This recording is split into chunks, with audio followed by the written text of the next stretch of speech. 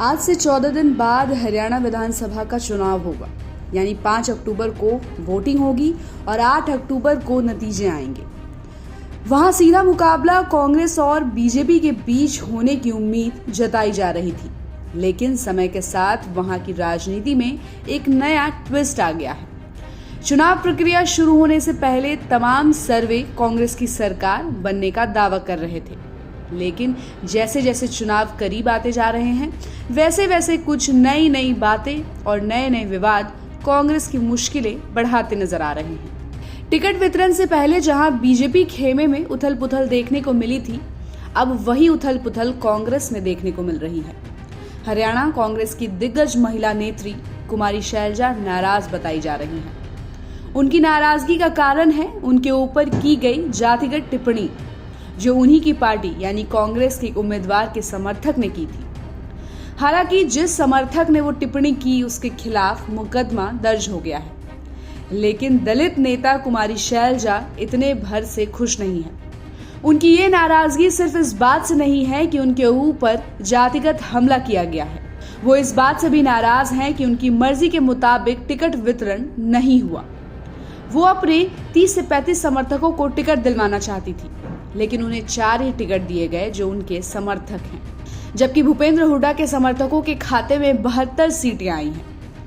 कांग्रेस की इस अंदरूनी लड़ाई में जहां बीजेपी पहले से ही कूदी हुई थी, वहीं अब बसपा ने कांग्रेस की अंदरूनी कलह को दलित अस्मिता से जोड़ दिया है। बसपा सुप्रीमो मायावती के भतीजे ने कांग्रेस पर हमला बोलते हुए साफ साफ कह दिया कि जो पार्टी अपनी वरिष्ठ दलित नेत्री कुमारी शैलजा का सम्मान नहीं कर सकती, वो भला मायावती का क्या सम्मान करेगी।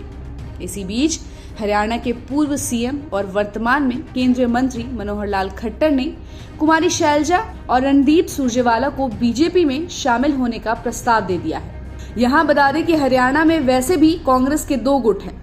पहला गुट भूपेंद्र हुड्डा और उनके बेटे दीपेंद्र हुड्डा का है, जबकि दूसरा गुट कुमारी शैलजा और रणदीप सुरजेवाला का है।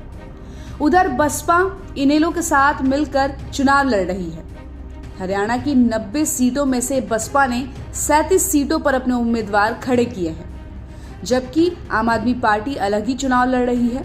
ऐसे में जिस कांग्रेस पार्टी की सरकार बनाने के दावे किए जा रहे थे, वो सभी दावे कांग्रेस की अंदरूनी कलह की वजह से ही धूल धूसरित होते हुए दिखाई दे रहे हैं। कांग्रेस के दावे को कमतर करने में बसपा भी अपनी अहम भूमिका निभा रही है। आपको बता दें कि हरियाणा में दलित वोटरों की संख्या करीब 21% है।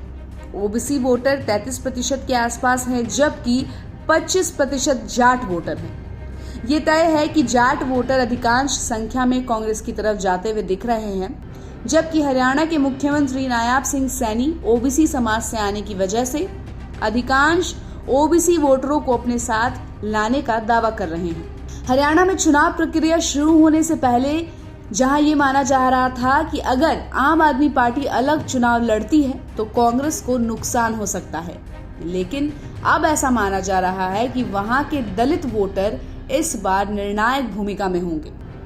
ऐसे में हरियाणा विधानसभा चुनाव में कांग्रेस, बीजेपी और आम आदमी पार्टी और साथ ही बसपा चारों की लड़ाई देखने का एक दिलचस्प मजा आने वाला है। तो इस पर आपकी क्या राय है, कमेंट कीजिएगा। और ऐसी खबरों के लिए आप देखते रहिए सहारा समय का डिजिटल प्लेटफॉर्म। हमारे चैनल को लाइक और सब्सक्राइब करना बिल्कुल भी मत भूलिएगा।